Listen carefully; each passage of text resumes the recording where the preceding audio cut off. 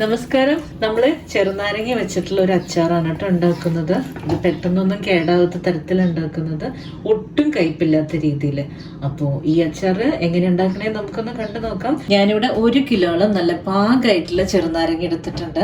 അപ്പോൾ ഈ ചെറുനാരങ്ങയുടെ തോലിന്റെ കയ്പൊക്കെ ഒന്ന് കളയാൻ വേണ്ടിയിട്ട് നമുക്ക് ഇതിനൊന്ന് ആവിയിൽ വേവിച്ചെടുക്കാം. അല്ലെങ്കിൽ നമുക്ക് വെള്ളത്തിൽ ഇട്ടിട്ട് ഒന്ന് തിളപ്പിച്ചെടുക്കാം. അല്ലെങ്കിൽ എണ്ണയിൽ, നല്ലെണ്ണയിൽ ഈ തോലൊക്കെ കൂടിയിട്ട് ഇതിനെ നന്നായിട്ട് വഴറ്റിയെടുക്കാം. അങ്ങനെയാണ് നമ്മൾ ഇതിന്റെ കയ്പ് കളയുന്നത്. ഇപ്പൊ ഞാൻ ഇതിനെ ആവിയിൽ വേവിക്കുകയാണ്. ഇത് ആവി കയറ്റാനായിട്ട് ഞാനിവിടെ അടുപ്പത്ത് വെച്ചിട്ടുണ്ട്. നമുക്കിതിനെ മൂടി വെക്കാം. ഒരു 10 മിനിറ്റ് നേരം ആവി കയറ്റാം. ഇതിന്റെ സ്കിന്ന് പൊട്ടാതെ നോക്കാം. പൊട്ടി കഴിഞ്ഞാലും കുഴപ്പമൊന്നുമില്ല, നല്ല ടേസ്റ്റ് ഒക്കെ ഉണ്ടാവും. ഇതിനെ ഒന്ന് മൂടി വെക്കാം.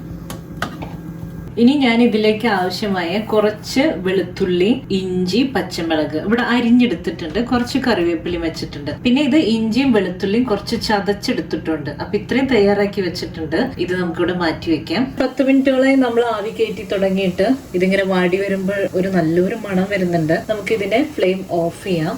ചൂടാറുമ്പോൾ ഇതിനെ നന്നായിട്ടൊന്ന് തുടച്ചെടുക്കാം. അപ്പോൾ ഓരോന്നും നമുക്ക് ഇതിനെ തുടച്ച് ഇതിന്റെ വെള്ളമൊക്കെ കളഞ്ഞെടുക്കാം.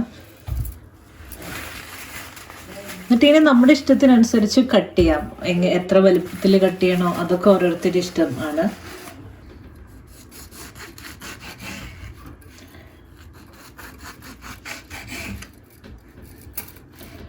കുരുവിൽ മാറ്റിക്കളയാം. കുരും കൂടി ഉണ്ടെങ്കിൽ കഴിക്കും. ഇതുപോലെ എല്ലാ നാരങ്ങയും നമുക്ക് ഇതിനെ കട്ട് ചെയ്തെടുക്കണം. നാരങ്ങ എല്ലാം നമ്മൾ കട്ട് ചെയ്തെടുത്തിട്ടുണ്ട്. ഇതിലേക്ക് ഒരു 1/2 ടീസ്പൂൺ മഞ്ഞൾപ്പൊടി ഇട്ട് കൊടുക്കുന്നുണ്ട്. ഒരു 2-2.5 ടേബിൾ സ്പൂൺ ഉപ്പിട്ട് കൊടുക്കാം. നന്നായിട്ട് ഇതൊന്ന് മിക്സ് ചെയ്തിട്ട് കുറച്ചു നേരം മാറ്റി വെക്കാം.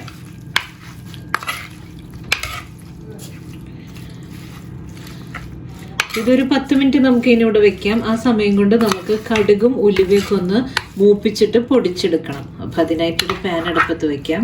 ഇതിലേക്ക് വെളിച്ചെണ്ണ ഒഴിക്കാണ്ടാണ് നമ്മൾ കടുകിനെ ഒന്ന് മൂപ്പിച്ചെടുക്കുന്നത്. 2 ടീസ്പൂൺ കടുക് ഇട്ട് കൊടുത്തിട്ടുണ്ട്. കടുക് പൊട്ടി തുടങ്ങിയിട്ടുണ്ട്. അപ്പൊ ഇതിലേക്ക് 1 ടീസ്പൂൺ ഉലുവ ഇട്ട് കൊടുക്കുന്നുണ്ട്. പിന്നെ നന്നായിട്ടൊന്ന് മൂപ്പിച്ചെടുക്കാം. ഇപ്പോൾ ഉലുവയും കടുകും ഇവിടെ തയ്യാറായിട്ടുണ്ട്. ചൂടാറുമ്പോൾ നമുക്ക് ഇതിനെ നന്നായിട്ടൊന്ന് പൊടിച്ചെടുക്കണം. ഇതിപ്പോൾ കടുകും ഉലുവയും നമ്മൾ പൊടിച്ചെടുത്തിട്ടുണ്ട്. ഇപ്പൊ കട്ടക്കായം അല്ലെങ്കിൽ പെരുങ്കായാണ് നമ്മൾ യൂസ് ചെയ്യണമെങ്കിൽ ഇതേ സമയത്ത് തന്നെ പെരുങ്കായം നന്നായി മൂപ്പിച്ചെടുത്തിട്ട് ഇതിൻ്റെ ഒപ്പം തന്നെ പൊടിച്ചെടുക്കാം. ഇപ്പം ഞാനിവിടെ കായം പൗഡറാണ് യൂസ് ചെയ്യുന്നത്. അതുകൊണ്ടാണ് ഇതിൻ്റെ കൂടെ ഞാൻ പൊടിച്ചെടുക്കാഞ്ഞത്. ഇനി നമുക്ക് ഒരു ചട്ടി അടുപ്പത്ത് വെച്ചിട്ട് പെട്ടെന്ന് തന്നെ അച്ചാർ തയ്യാറാക്കാം. അപ്പോൾ ഞാനൊരു ഉരുളിയിലാണ് ഇത് ഉണ്ടാക്കുന്നത്. അപ്പോൾ ഉരുളി അടുപ്പത്ത് വെച്ചിട്ടുണ്ട്. നല്ല ചൂടായിട്ടുണ്ട്. അപ്പോൾ ഇതിലേക്ക് നല്ലെണ്ണയാണ് ഒഴിച്ചു കൊടുക്കുന്നത്. ഒരു 200 ml ഒഴിക്കുന്നുണ്ട്.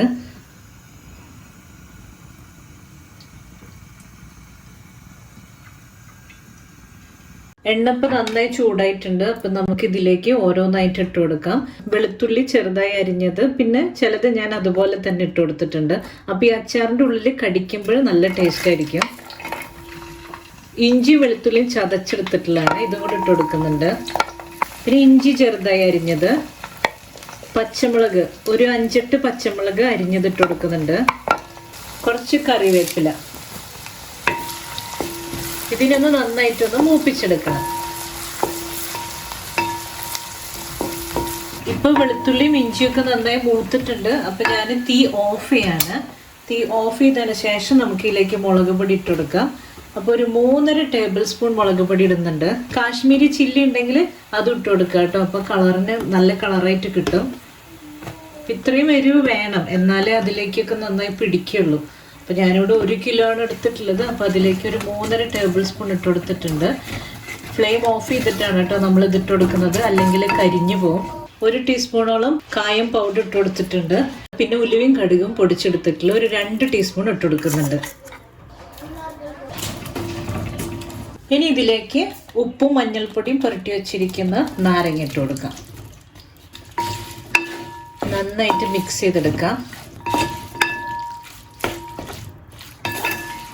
ഈ മിക്സ് ചെയ്തെടുക്കുന്നത് നമ്മൾ ഫ്ലെയിം ഓഫ് ചെയ്തിട്ടാണ് കേട്ടോ. അല്ലെങ്കിൽ വെരി ലോ ഫ്ലെയിമിൽ വെച്ചിട്ട് വേണം ഇതിങ്ങനെ ചെയ്യാൻ, അല്ലെങ്കിൽ നമ്മുടെ പൊടികളൊക്കെ കരിഞ്ഞു പോകും. ഇനി ഇതിലേക്ക് ഒരു 3-4 ടീസ്പൂൺ വിനാഗിരി ഒഴിച്ചെടുക്കുന്നുണ്ട്.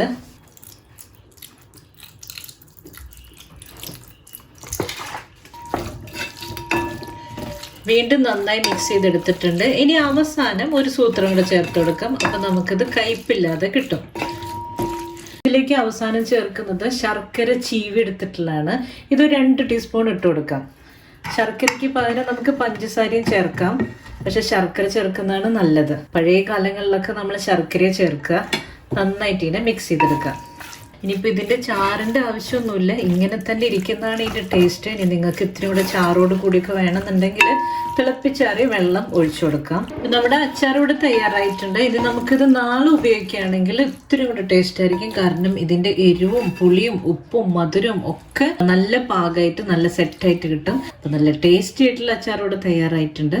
ഇത് ഇരിക്കും തോറും നല്ല രുചിയാണ്. ഈ നാരങ്ങയൊക്കെ ഒന്നും കൂടെ പാകമായിട്ട് വരുമ്പോൾ നല്ല ടേസ്റ്റി ആയിട്ടുള്ള അച്ചാർ അത്. അപ്പോൾ ഒരാഴ്ച കഴിഞ്ഞ് ഉപയോഗിക്കുകയാണെങ്കിൽ അത്രയും നല്ലത്. അപ്പോൾ ഈ അച്ചാർ എല്ലാവർക്കും ഇഷ്ടമായി കാണുമെന്ന് വിചാരിക്കുന്നു. അടുത്തൊരു വീഡിയോയുമായി ഇനിയും കാണാം. നന്ദി, നമസ്കാരം.